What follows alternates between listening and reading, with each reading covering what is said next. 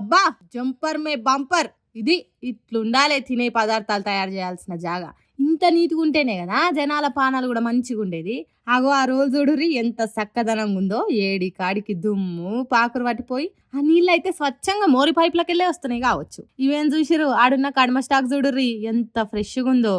ఏంది అంత ఉల్టా పల్టా చెప్తుర్రు అని చూస్తుర్రా.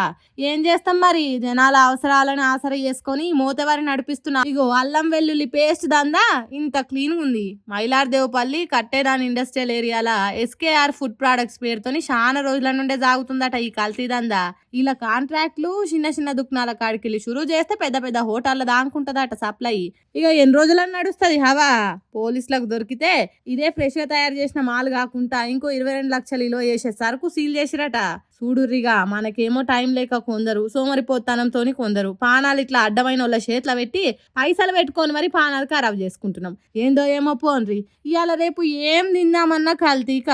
అందుకే ఎంత వీలైతే అంత ఇండ్లనే తయారు చేసుకొని తినుండ్రి.